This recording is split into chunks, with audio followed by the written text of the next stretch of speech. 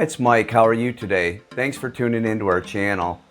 In today's video, we're going to go over a couple recent news stories in Arizona about the housing market. It always seems like when the news comes up, it's probably later in the cycle than you think. So today's video, we're going to take a look at a couple of the statistics shown on the news this week about the Phoenix housing market, the number of investors that have been buying up our homes, and why rents and everything keep going up. Take a look, let's watch this and see what they have to say. Before the pandemic, they were over 5% on the 30-year fixed, and then in 2020, they set more than a dozen record lows, bottoming at 2.75% last January, that is of 2021. 2 years of near record low rates help fuel these crazy high home prices that we're seeing, because the lower the rate, the more you can spend. So while the rate was 9% when I started, home prices were a whole lot lower relative to that rate than they are right now. All right, well, I'm going to throw out a little bit of scary math if you don't mind. Let's say you're buying a $350,000 house, which, believe it or not, is actually the median home price in the U.S., and you do a 30-year fixed with 20% down. You are now paying $265 a month more than you would have at that low in January of last year. So over the life of the loan, you're paying $99,200 more over that extra cost. It's in serious danger of being too expensive for most ordinary people. Rents are up triple digits, same with home sales. Investigative reporter Morgan Lowe is following the money. One of the big selling points to living in Arizona used to be that just about anyone could afford to live in a nice neighborhood like this one. That's not the reality today, thanks to hundreds of thousands of new residents, a new breed of real estate investors, and a big shortage of new construction. The Phoenix area real estate market has gone through the roof. Double-digit increases in home values mean lots of homeowners have become much wealthier. Paper at least. But there is a downside to this sky-high real estate. People loved living here because it was affordable versus like California, for instance. But I think it's getting to the point where it's definitely more expensive than what people initially came here for. Cassandra Davis lives on a fixed military stipend while she attends school. She says the higher housing costs are starting to affect her. Like with that price increase, my stipend doesn't increase, so my money runs out a little bit quicker.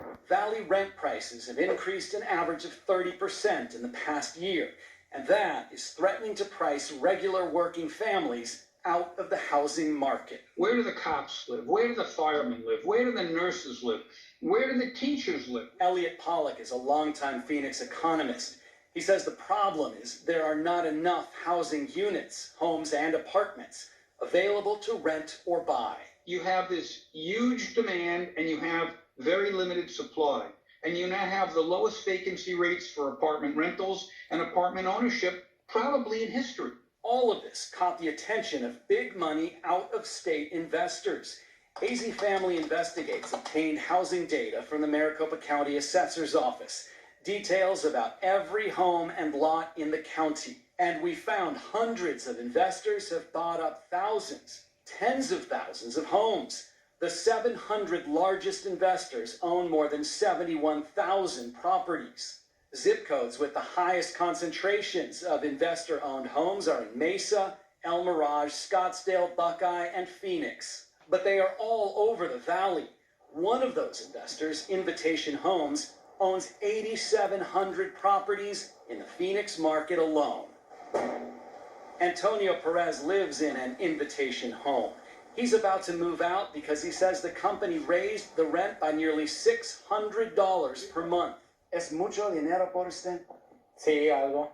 Invitation Homes sent us a statement that reads in part, Phoenix is an attractive market for our residents and therefore for Invitation Homes. Our rents are driven by the market and we price our rents competitively in every market in which we operate. The result is that you've got wealthy people that are getting even wealthier because they are buying up all these units and pricing regular average Arizona citizens out of those homes. State Senator Martin Quesada believes the increased cost of housing is one of the most important issues that state leaders are not addressing.